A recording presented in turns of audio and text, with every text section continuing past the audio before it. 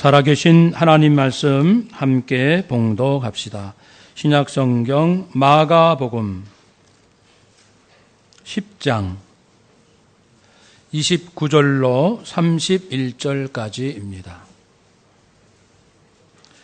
함께 봉독합시다.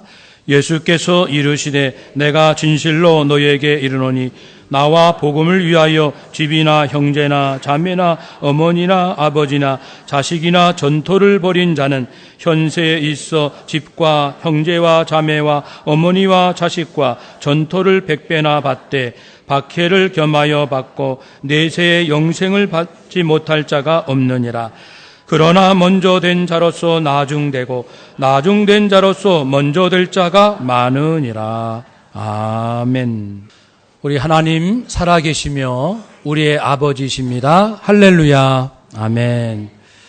요즘 날씨가 무척 덥습니다.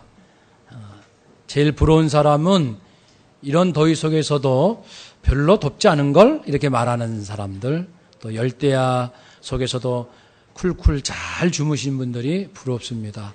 우리 서로 인사합시다. 간밤에 잘 주무셨습니까? 네. 저는 잘 못 잤습니다. 예. 더워서, 깨가지고요. 오늘은 우리가, 예수님께서 많은 말씀을 주신 중에 듣기에 우리가 이런 말씀도 있었나 싶은 좀 의아한 말씀이 본문이 되겠습니다. 근데 그런 말씀들은 깊은 진리가 꼭 있더라고요.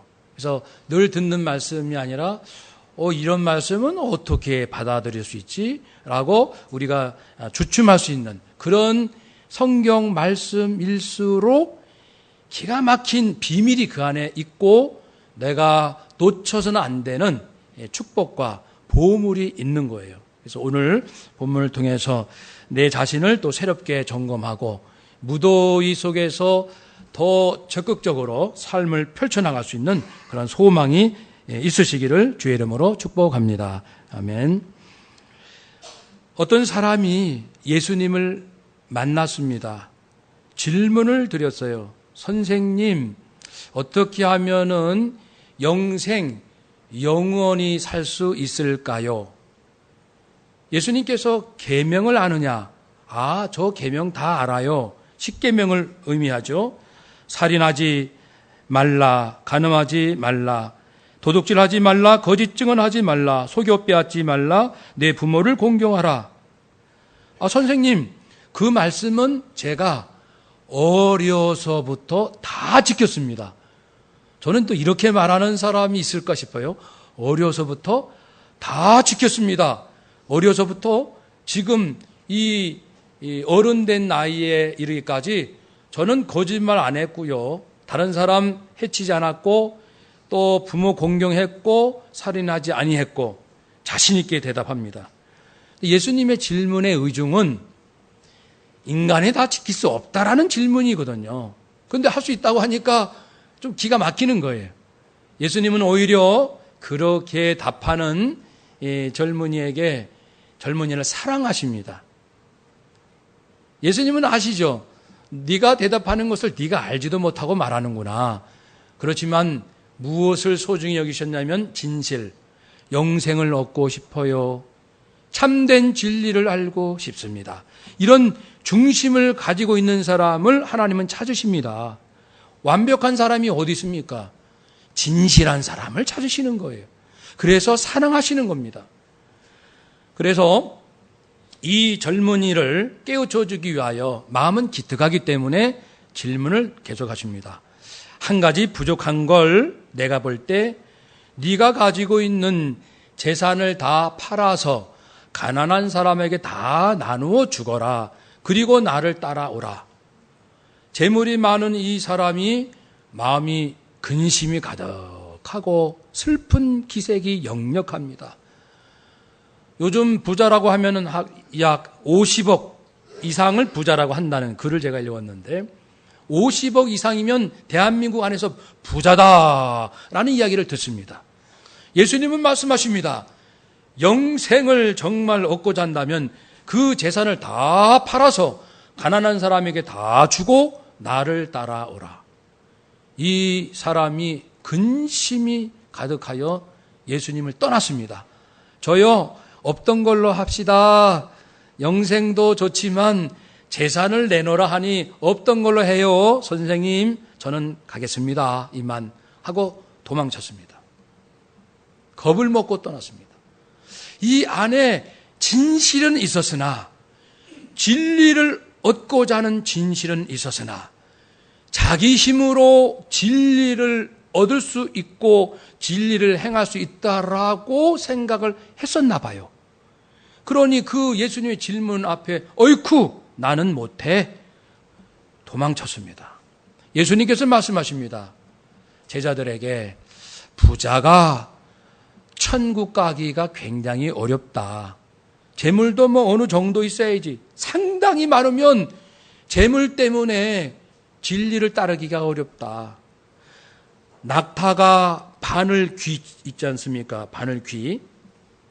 저희 교회 104세, 5세대는 100세 넘은 권사님도 지금도 바늘귀에 실을 이렇게 꿰다는 말씀을 들었습니다. 지금도 얼마나 눈이 밝으신지.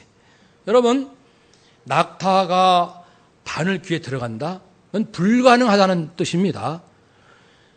그런 것처럼, 아니 그것보다 더 부자가 천국 가는 게 어렵다. 그러니까 사람이 재물이 적을 때는 그래요? 내놓을 마음도 있지만 어느 정도 많아지면은 다른 거는 몰라도 재물은 포기 못합니다. 어찌 천국에 갈 수 있겠는가? 불가능하다는 겁니다. 부자가 구원받는 것 불가능하다. 그러면 부자인 사람들은 화를 낼지 모릅니다. 뭐라고요? 내가 왜 천국 못 갑니까? 행실로는 못 간다는 겁니다. 예수님의 의중은 계속 그겁니다. 행함으로, 행실이 훌륭해서는 혹 재산을 다 팔 수는 있어요. 다 팔았다 할지라도 하나님 나라에 들어갈 수는 없다는 겁니다. 어찌 됩니까? 어찌 할 수 있습니까? 하나님만 할 수 있다. 그것이 무슨 방법입니까? 예수 그리스도, 그분이 나를 위하여 내 죄값을 대신하여 대신 저주받아 죽으신 일, 그 일 이외에는 50억을 다 가난한 사람에게 내어주고 내게는 단 집 한 채만 남았다 할지라도, 그렇게 선한 일을 했다 할지라도 천국 못 갑니다. 구원받지 못한다는 겁니다. 하나님이 하시는 방법이 있는데 그것은 오직 예수 그리스도의 희생 제물, 그분께서 십자가에 달리셔서 나의 죄값 대신 저주 받으셔서 피 흘려 죽으신 그 은혜를 믿음으로 받아들이는 사람, 그 믿음으로만 모든 죄를 용서받고 하나님의 자녀 될 수 있다는 것이 예수님의 요지입니다. 예수님의 그 속마음이십니다. 베드로는요, 잘 알지도 못하면서 자기는 어부라는 직업을 버리고 따라왔거든요. 예수님, 저희들은 그래도 직업 버리고 예수님 따라왔지 않습니까? 라고 씩씩하게 이제 대답을 합니다.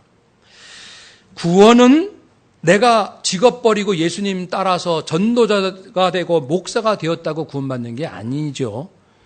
어떤 것을 희생했다고 구원받는 것도 아니고, 구원은 오직 날 위하여 당신을 희생의 몸으로 내놓으신 예수 그리스도의 죽으심으로만이 내가 구원받습니다. 구원은 예수님의 죽으심으로만이 가능합니다. 그것을 믿는 믿음으로만 가능합니다. 한번 따라 합시다. 구원은 믿음으로만 받습니다. 아멘. 혹시 우리 중에 구원의 확신이 없으신 분들 계실 거예요. 지금 죽어도 하나님께서 내 생명을 거둬 가신다 할지라도 나는 하나님 나라에 갈 수 있다, 하나님 품에 갈 수 있다라고 확신하는 분, 우리 안에 몇 퍼센트 계실까요? 5년 전 우리 앙케이트 설문조사 한 적이 있습니다. 2부 예배 마치고 광고 시간에. 그 결과로 보면은 60% 성도님만이 지금 죽어도 나는 천국 갑니다. 40% 성도님은 자신이 없습니다. 이렇게 답하셨어요. 우리들 얘기입니다. 그럼 어떻게 생각하십니까? 구원은 결코 착한 일, 선한 일 행함으로 받을 수가 없다. 왜냐하면 하나님 앞에 죄가 하나도 없는 선한 것은 인간으로서는, 죄인으로서는 불가능하기 때문입니다.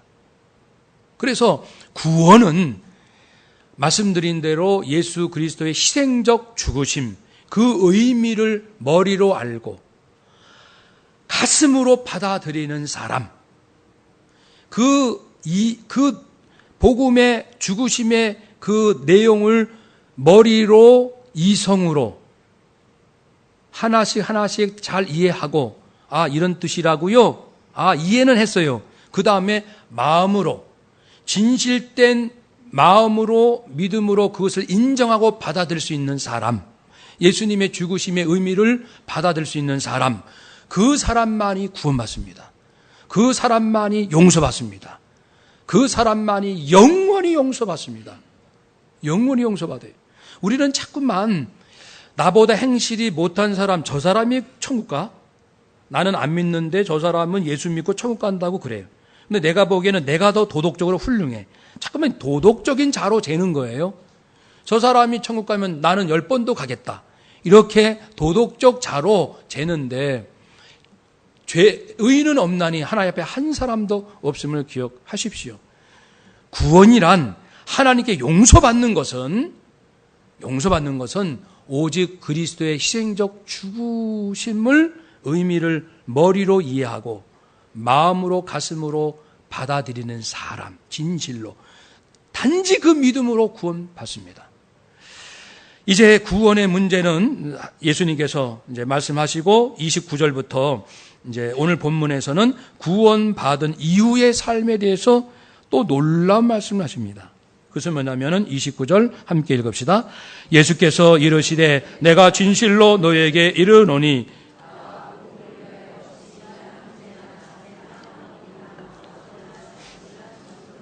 버린 자는, 여기까지. 버린 자를 말합니다. 버려야 한다. 나와 복음을 위하여, 마태나 누가복음에는 내 이름을 위하여, 하나님 나라를 위하여. 그러니까 네 가지를 언급했습니다. 한번 따라 합시다. 나의 이름, 하나님의 나라, 복음. 그것은 같은 내용이에요. 하나님을 따르는 것이고, 그리고 하나님의 뜻대로 순종하는 것을 말하며 복음을 전하는 것을 말하는 이 구원받은 성도가 살아가는 이 신앙생활을 말합니다. 하나님께서 원하시는 것을 인생의 최고의 가치로 삼고, 그것을 위해서라면 집이나 형제, 자매, 어머니, 아버지, 자식이나 전토를 벌일 줄 아는 사람. 여러분, 하나님이 기뻐하신 뜻을 위해서, 하나님께서 정말 기뻐하시는 뜻을 위해서 얼만큼 포기한 것이 있어 봤습니까? 오해는 없으시기 바랍니다. 부모를 버리라. 아니, 세상에 어느 종교가 부모를 버리라, 자식을 버리라, 이렇게 화내지 마십시오. 하나님께서는 10계명 제5계명 부모를 공경하라, 약속 있는 첫 계명이니라. 자기 부모를 공경하지 않는 자는 돌로 쳐 죽이라 그랬어요. 율법에서. 하나님이 이런 분이세요. 자기 부모를 저주하는 자를 돌로 쳐 죽여라. 인간이 아니다. 우리 하나님이 어떤 분인지 아십니까? 부모 공경할 줄 모르는 자는 죽여라. 이렇게 말씀하신 분입니다. 근데 여기서는 무슨 뜻입니까? 하나님의 나라를 위하여 부모가, 재산이, 그 무엇이 걸림돌이 된다면 포기할 때는 포기할 줄 알아야 된다는 말씀입니다. 부모를 공경하지 말라는 말씀이 아닙니다. 이 말씀은 차원이 깊은 말씀입니다. 실제로 그런 분들이 있어요. 장남인데 부모 모시지 못하고 목회자가 되기 위하여, 선교사가 되기 위하여 부모를, 연세 많으신 부모를 차남에게 맡기고 여동생들에게 맡기고 떠날 수밖에 없는 장남들이 있습니다. 그리고 자기 가족을 내가 먹여 살려야 되는데 목회자로 부름받아서 신학을 공부하기 위하여 직장을 포기해야만 되는 경우도 있습니다. 그 다음부터 삶이란 말할 수 없이 어렵죠. 그래도 그 길 갑니다. 남들이 손가락질 할 수 있어요. 아니 처자식을 굶겨 죽이려고 직장 그만두고 신학 공부한다고 그래? 이해가 안 되죠. 예수님 믿는 사람들도 이해 못하는 경우도 종종 있습니다. 만약에 권사님, 장로님 집안에서도 자기 자녀가 그런다면은 지금 결혼하고 자식도 있는데 그럼 펄쩍 뛸 분도 계십니다. 무슨 얘기냐? 정신 차려라. 여러분, 어쩌면 우리는 믿음으로 구원은 받았지만 늘 삶의 기준이 나의 풍족한 삶, 문제 없는 삶, 경제적으로 곤란한 일을 당하지 않는 경우만 따라가려는 본능이 우리 안에 혹 있지 않습니까? 손해볼 수 없어, 굶을 수 없어, 그리고 고생할 수 없어 나는 그런 길로만 가려고 하지 않습니까? 그러면서 나는 주님을 따른다라고 말하지 않습니까? 그 부분입니다. 그것이 아니라는 겁니다. 정말 하나님께서 내게 말씀하는 바가 있다면 그것에 순종하기 위해서는 세상적으로 안락했던 것을 포기할 줄 알아야 된다는데 그 초점이 있는 겁니다. 부모를 버리라 그런 데 있는 것이 아니고, 아브라함이 하나님께 부름을 받았을 때 하나님의 음성이 뭐였습니까? 아브라함아, 너희 본토, 친척, 아비 집을 떠나 내가 너에게 지시할 땅으로 가라. 고향 버리고 부모 품 떠나는 겁니다. 그 친척의 품을 떠나는 겁니다. 낯선 나라 가는 거예요. 대책도 없이 누가 날 도와줄 사람도 없는 곳으로 갑니다. 하나님께서 말씀하셨기 때문에 그렇습니다. 즉 오늘 본문의 그 초점은 우리가 구원받은 자로서 살아가는 중요한 기준이 있는데 그것은 하나님께서 원하신다면 그겁니다. 하나님께서 기뻐하신다면 그 기준이 우리 인생의 최고의 높은 우선순위의 기준이라는 겁니다. 한번 따라합시다. 하나님께서 원하신다면, 하나님께서 말씀하시면, 하나님께서 기뻐하시면 그 진리 앞에 아멘 순종하라는 겁니다. 예수 믿고 구원받은 확신 있는 사람은 순종하라는 겁니다. 그리하면, 쉽지는 않겠지만 그리하면 30절 말씀이 주어집니다. 함께 읽읍시다. 현세에 있어 집과 형제와 자매와 어머니와 자식과 전토를 100배나 받되 박해를 겸하여 받고 내세의 영생을 받지 못할 자가 없느니라. 아멘. 그렇게 우선순위 하나님께서 기뻐하신 뜻에 포기할 것을 포기할 줄 아는 사람에게는 다른 차원의 것으로 하나님께서 채워주신다. 이 땅에서도 집과 형제, 자매, 어머니, 자식, 전토를 100배나 받는다. 누가복음 배나 받는다. 이것은 하나님께서 충분히 주신다라는 약속입니다. 내세에서는 영생을 받지 못할 자가 없다. 여기서 하나님께서 우리가 하나님을 위하여 뭔가를 포기하면 내가 생각지 않은 새로운 걸 주십니다. 전에는 경제적으로 넉넉하게 살았어요. 그런데 하나님께서 원하시는 어떤 것을 하기 위해서는 자기의 재산이 절반으로 줄 수도 있어요. 왜냐하면 그것을 선한 일을 위해서 쓰니까. 선한 일을 위해서 기부하니까. 경제적으로는 반이 됐는데 기쁨은 5배도 되고 10배도 되는 거예요. 기쁨으로 사는 거예요. 기쁨으로. 하나님께서 우리가 일정 부분 내가 목회자 길을 가길 원하는데 우리 부모가 너 부모와 자식의 연을 끊겠다 이런 경우도 있습니다. 믿지 않는 부모 입장에서 내가 너를 어떻게 키웠는데 어떻게 공부시켰는데 이제 와서 신학을 공부하다니 너와 인연을 끊겠다 이런 부모도 계십니다. 저희 교회 부목사로 거쳐가신 분 중에도 있었어요. 그래서 부모가 학비 한 푼도 안 도와주고 안부도 안 물어주시고 아직 인연을 딱 끊었어요. 그러니 그런 마음으로 공부하는 자식 마음이 얼마나 미어지겠습니까? 불효자가 된 심정 아니겠습니까? 그래도 하나님께서 부르시니 그러나 이제 그 부모가 이제 예수님을 알고 구원받은 이후로는 우리 자식이 최고야 이렇게 말을 하죠. 우리 자식이 최고야. 우리 아들이 목회자야. 최고야. 내 인생의 최고의 축복이야. 이렇게 말하는 것을 또 듣습니다. 저의 경우도 그랬어요. 제가 신학 공부한다니까 우리 아버님이 연을 끊자는 말씀은 안 하셨지만 그렇게 순하고 순하신 아버님께서 그렇게 화를 버럭버럭, 그래서 1차, 2차, 3차 세계대전이 저하고 일어났어요. 순하고 순한 두 사람 사이에 전쟁이 3번 일어나더니 아버님께서 포기한 거죠. 차마 연을 끊는다는 말씀은 안 하시고 네 갈 길로 가라. 그 대신 네가 선택했으니 후회하지 말아라. 그래서 후회하지 않겠습니다. 저는 아버지에게 아무것도 바라지 않겠습니다. 아버님만 구원받으시면 됩니다. 제가 원하는 건 오직 그겁니다. 그렇게 하고 신학을 갖고 나중에 아버님께서 구원받으시고 나서 안수 집사님으로 이제 하나님 부르심을 받으셨는데 나중에 내 인생에 우리 아들이 목회자가 된 것이 가장 큰 축복이고 가장 큰 기쁨이고 내가 왜 진작 하나님을 믿지 않았을까? 늘 말씀하셨어요.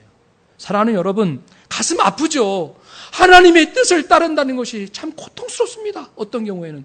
그렇지만 하나님은 선한 가문을 살리고 나라를 살리고 인류를 살리시기 위하여 나름대로 계획을 세우시고 이 사람 부르시고 저 사람에게 비전을 주시고 이렇게 저렇게 하시면서 나가는 거예요.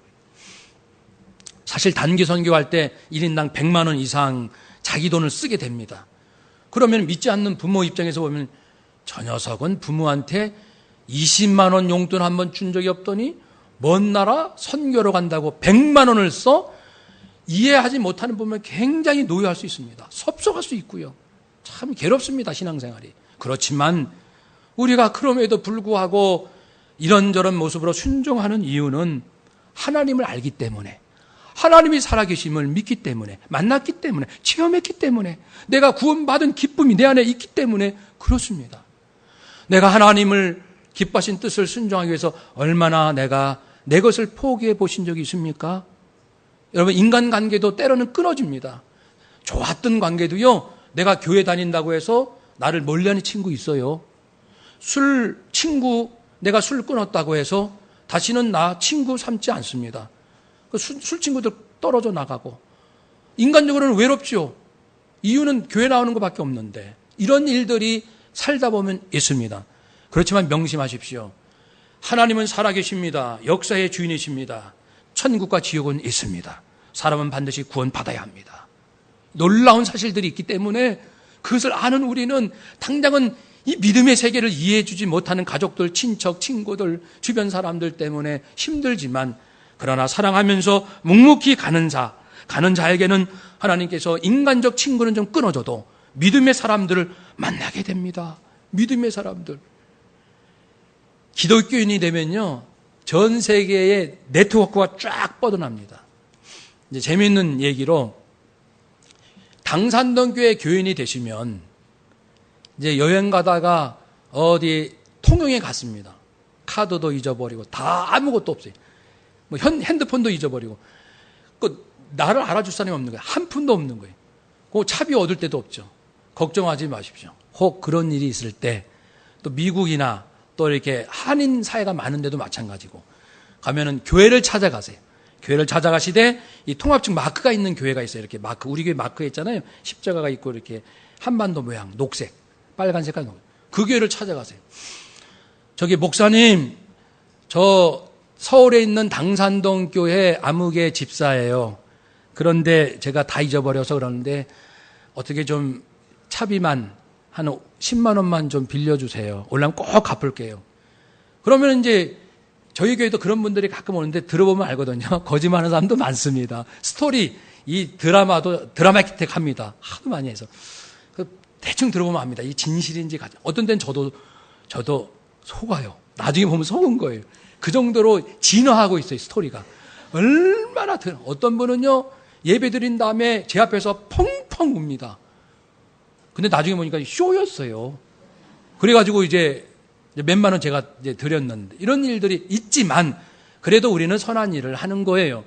요즘 사람 누가 믿으려고 합니까? 누군지 알고 누가 믿어요, 요즘 세상에. 그때 제가 당사자인데, 그러면 전화해 봅니다. 전화 좀 쓸 수 있을까요? 이정건 목사님, 김 지사님 웬일이야? 저 여기 박 목사님 좀 바꿔드릴게요. 목사님 제가 영도, 그러세요. 이만저만. 예, 걱정하지 마시고요. 네, 저를 믿으시고 우리 집사님 이렇게 좀 빌려주세요. 그러면 직접 몰라도요, 목사 세계는 한 사람 아무리 해도 두 사람 건너가면 다 압니다. 누구 목사님 아시죠? 네, 우리 신전 동기였고요. 대번 압니다.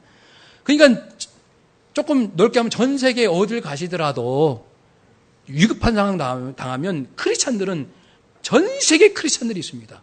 국제적으로. 하나님 주신 축복이에요. 술 친구는 떨어져 나가고 좋을 때만 친구 삼는 친구는 떨어져 나가도 내가 예수를 믿고 예수님 위하여 살겠노라 하면은 새로운 사람들 하나님이 선물로 주세요. 새로운 가족들 엄청나게 생깁니다. 그래서 교회 다니다 보면은 알지도 못한 몽골 학생들도 만나보고 일본 사람과도 교류하고 이런 은혜와 폭넓은 삶이 선물로 주어지지 않습니까? 물질 문제도 마찬가지입니다.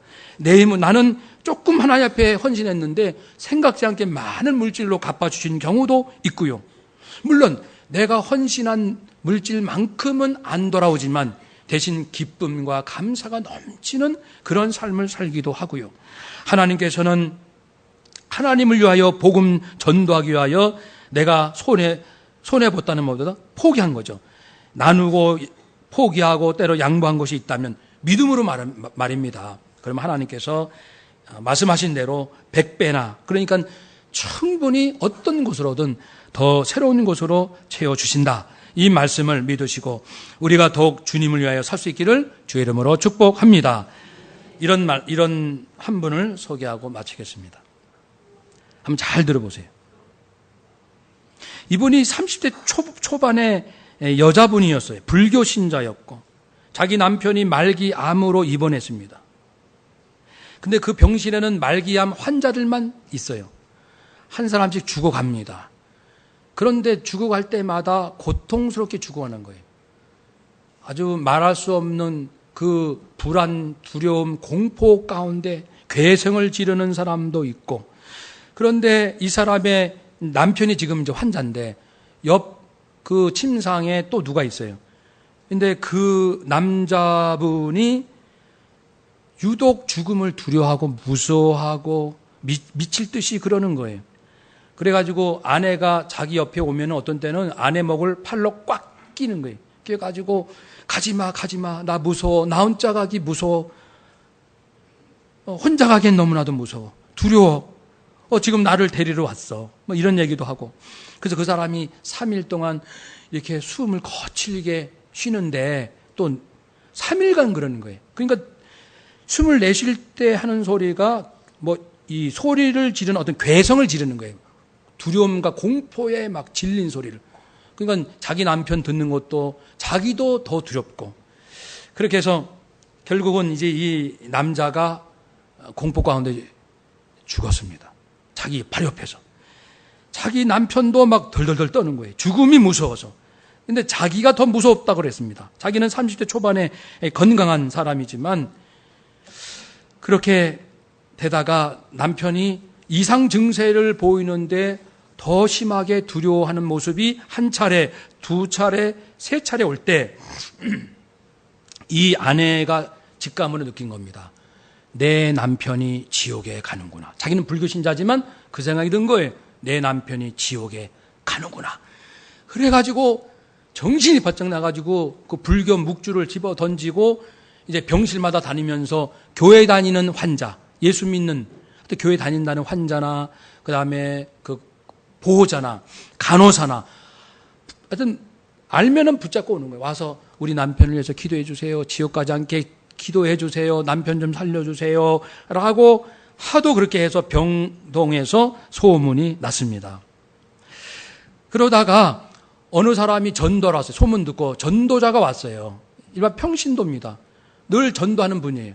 와가지고 전도를 하는데 제 말씀 잘 들으세요.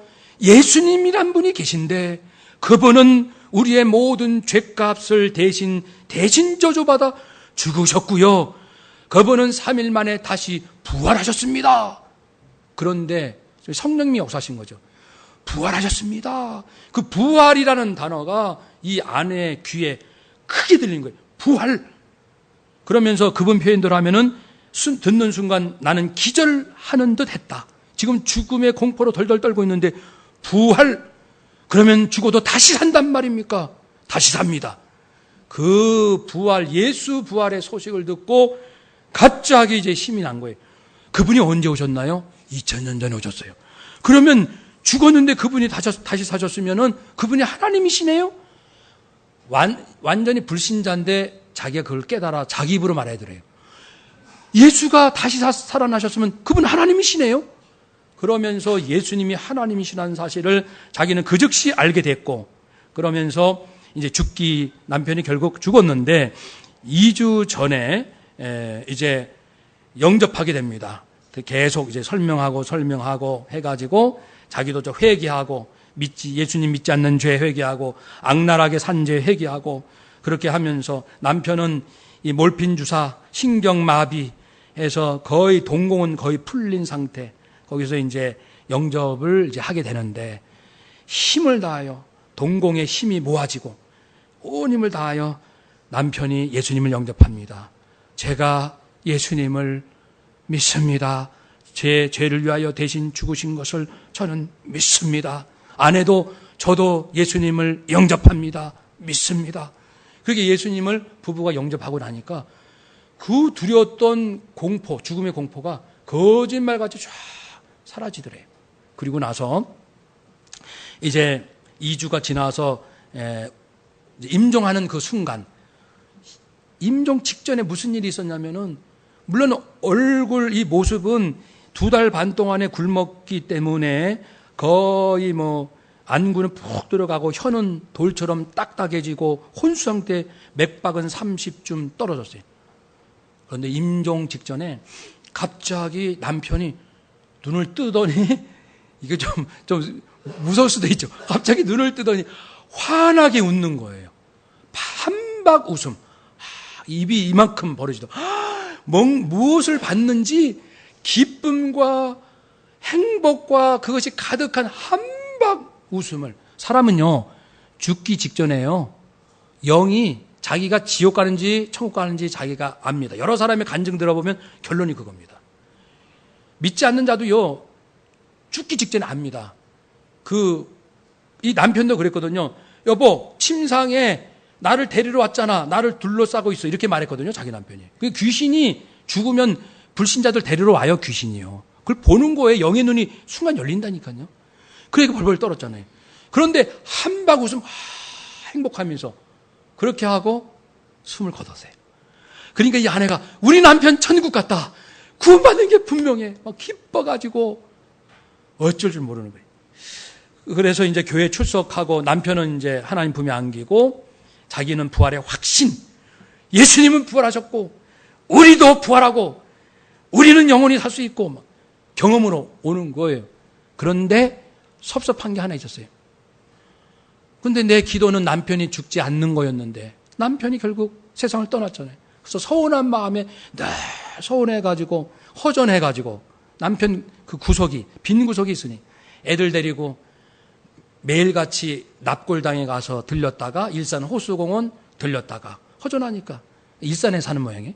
그렇게 하는데 어느 날 늘 허전해하니까 하나님께서 음성을 들려주셨어요. 뭐라고 말씀하셨냐면은 불신자의 영은 살아있으나 죽은 것이요. 지금 살아있는 몸이지만 불신자의 영은, 하나님을 믿지 않는 자의 영은 죽은 영이요.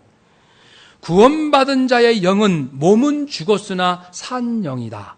나와 함께 있느니라. 네 남편은 나와 함께 있느니, 이렇게 말씀하신 거예요. 내 남편이 하나님과 함께 있구나. 그래가지고 섭섭하게 이게 한 방에 다 날아갔어요. 기쁨이 몰려오고, 그래, 그다음부터 이분이 이제 복음 전하는 사람으로 삶이 변화됐습니다. 예수님은 살아계십니다. 우리 위해서 죽으셨습니다. 부활하셨습니다. 천국은 있습니다. 사랑하는 여러분, 우리가 그 누군가가 병실에서 복음을 전해줬기 때문에 두 사람이 구원받고 또 한 사람을 통해서 많은 사람들이 지금 구원받고 있거든요. 나를 통해서는 누가 구원받았습니까? 지금까지 나를 통해서 구원받는 사람이 몇 명이나 됩니까? 내가 구원받았다, 나는 천국을 안다, 난 천국 간다 하면서 이 소중한 구원의 복음을 나는 얼마나 전하고 있습니까? 복음을 전하기 위해서 여러 가지 시간도 내고 물질도 사용하고, 또 나는 잘해줬는데 조금 10번 잘해주다 한 번 좀 잘못해주니까 섭섭하다 하고, 전도하다 보면 이런 일이 있잖아요.